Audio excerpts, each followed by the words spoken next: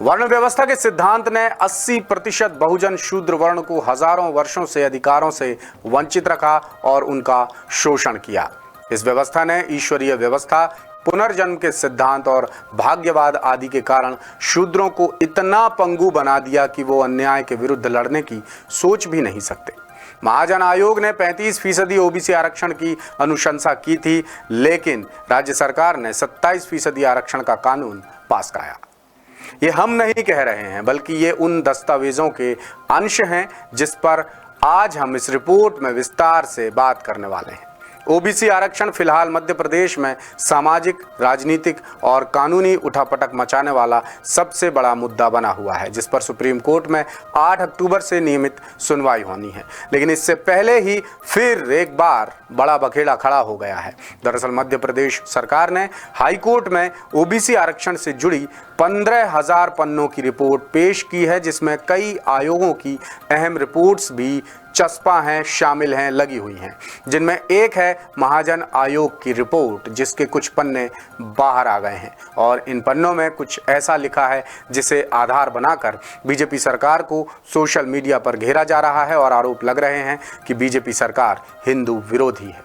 ये बात सरकार को जरा भी रास नहीं आ रही और सरकार ने आनन फानन में 2 पन्नों की कड़ी चेतावनी भी जारी कर दी है, जिसमें कहा गया कि अनर्गल टिप्पणी करने और झूठी बातें फैलाने वालों पर कड़ी कार्रवाई की जाएगी। हालांकि सरकार ने ये जरूर माना है कि ये पन्ने महाजन आयोग की रिपोर्ट के ही हैं, लेकिन ये सरकार का हलफनामा नहीं बल्कि सिर्फ संलग्न रिपोर्ट है। आखिर क्या है ये मामला और क्यों घिर रही मध्य प्रदेश की मोहन सरकार? देखिए इंदौर से हमारे ब्यूरो चीफ संजय गुप्ता की ये एक्सक्लूसिव रिपोर्ट।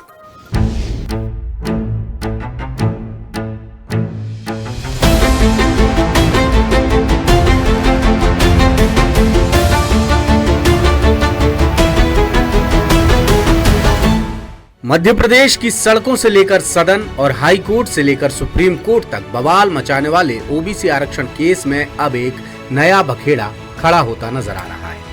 सुप्रीम कोर्ट में 8 अक्टूबर से होने वाली नियमित सुनवाई से पहले कुछ ऐसा हो गया जिससे मध्य प्रदेश सरकार घिर गई और उस पर हिंदू विरोधी होने के आरोप लगने लगे। यानी सरकार की जमकर फजीहत हो रही है और फजीहत भी ऐसी कि सरकार को आनन फानन में कड़ी कार्रवाई की चेतावनी तक जारी करनी पड़ गई। अब सवाल यह है कि आखिर ऐसा क्या हो गया?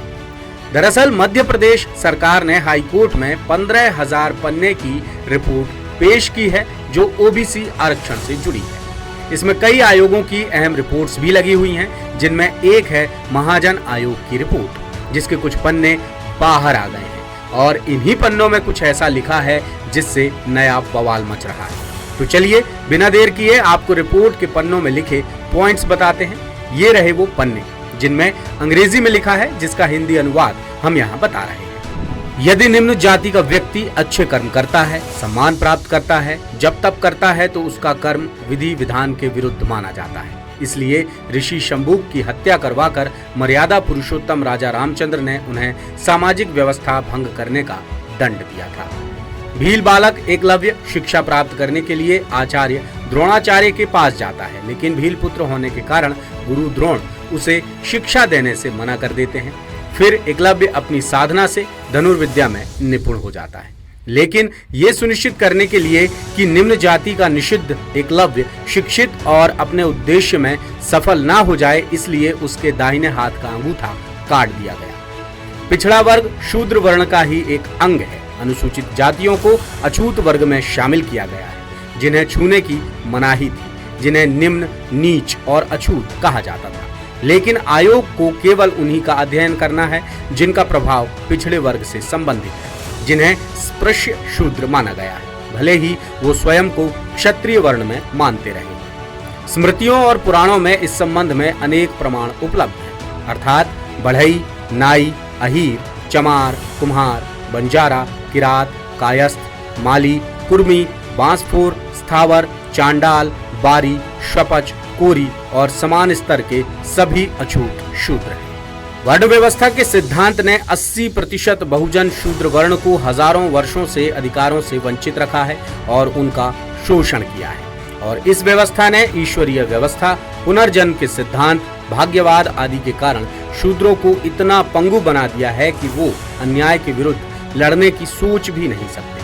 इसलिए वो पशुओं के समान शारीरिक श्रम करने के बाद भी अपनी दयनीय स्थिति के विरुद्ध विद्रोह नहीं कर सकते, बल्कि वो अपने पूर्व जन्मों के बुरे कर्मों को कोसते रहते हैं और ये मानते रहते हैं कि जो उनके भाग्य में लिखा है उन्हें भोगना ही होगा।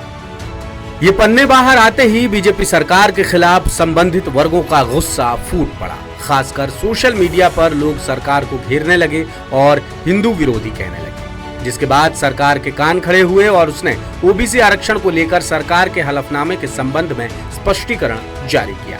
इसमें लिखा है, राज्य शासन के संज्ञान में आया है कि कतिपय शरारती तत्वों द्वारा सोशल मीडिया पर ये कहते हुए कुछ टिप्पणियां और सामग्री वायरल की जा रही हैं कि वो माननीय उच्चतम न्यायालय के समक्ष प्रस्तुत मध्य प्रदेश सरकार के ओबीसी आरक्षण से संबंधित प्रकरण के हलफनामे का भाग है। सरकार द्वारा उक्त शरारती सामग्री का गंभीरता से परीक्षण कराया गया है। माननीय उच्चतम न्यायालय के समक्ष पिछड़ा वर्ग आरक्षण के प्रचलित प्रकरण में अभिलेख के प्रारंभिक परीक्षण से ये तथ्य सामने आया है कि ये सब पूर्णतः असत्य, मिथ्या एवं भ्रामक है और दुष्प्रचार की भावना से किए गए हैं। ये स्पष्ट किया जाता है कि वायरल सामग्री मध्य प्रदेश सरकार के हलफनामे में उल्लेखित नहीं है, न ही राज्य की किसी घोषित या स्वीकृत नीति या निर्णय का भाग है।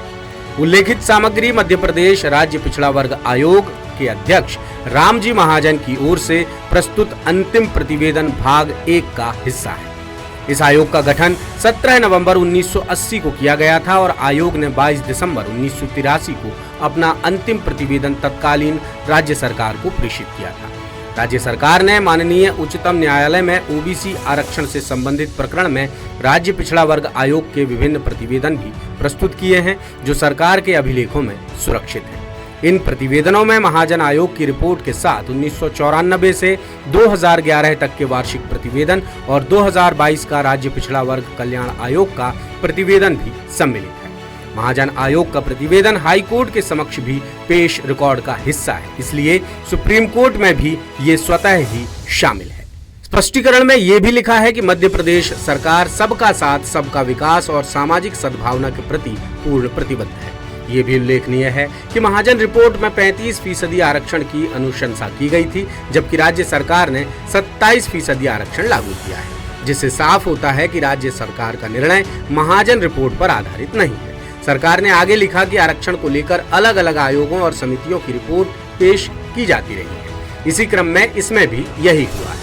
सरकार ने कड़ी चेतावनी भी दी कि इन विस्तृत प्रतिवेदनों और रिपोर्ट के किसी एक भाग को बिना किसी संदर्भ के स्पष्ट किए सोशल मीडिया पर दुष्प्रचार के रूप में प्रस्तुत किया जाना एक निंदनीय प्रयास है, जिसकी गंभीरता से जांच कराकर जरूरी कार्रवाई की जाएगी। बताते चले कि ओबीसी आरक्षण केस की सुनवाई के दौरान 24 सितंबर को सुप्रीम कोर्ट ने सरकार के रवैये पर कड़ी नाराजगी जाहिर की। कोर्ट ने सरकारी वकील से तल्खी से कहा था कि आप लोग आर्ग्यूमेंट नहीं करना चाहते, आप लोग आर्ग्यूमेंट करने के लिए तैयार ही नहीं है, कोई पहल ही नहीं कर रहा है, जबकि हम सुनवाई के लिए तैयार हैं। ये कोई मजाक नहीं बल्कि बेहद गंभीर मसला है। इससे पहले की सुनवाई में भी कोर्ट ने सरकार को जमकर फटकार लगाई थी कि क्या सरकार 6 साल से सो रही थी। ये समस्या सरकार ने पैदा की है और मामले में अब कोई अंतिम राहत नहीं देंगे बल्कि अंतिम फैसला देंगे। बहरहाल अब ओबीसी आरक्षण केस पर सुप्रीम कोर्ट 8 अक्टूबर से नियमित सुनवाई करेगा, लेकिन उससे पहले ही महाजन आयोग की रिपोर्ट के पन्नों ने सरकार की मुसीबत बढ़ा दी है। हालांकि सरकार ने चेतावनी पत्र जारी कर सब कुछ साफ करने की कोशिश जरूर की है, मगर पहले से ही बवाल काट रहे मामले के बीच ये सब होना आग में पेट्रोल डालने जैसा काम कर रहा है। लेटेस्ट, इन्वेस्टिगेटिव और इन डेप्थ खबरें देखने के लिए ज्वाइन कीजिए द सूत्र का व्हाट्सएप चैनल, सब्सक्राइब कीजिए यूट्यूब चैनल, लाइक कीजिए फेसबुक पेज और पढ़ते रहिए वेबसाइट www.daसूत्र.com।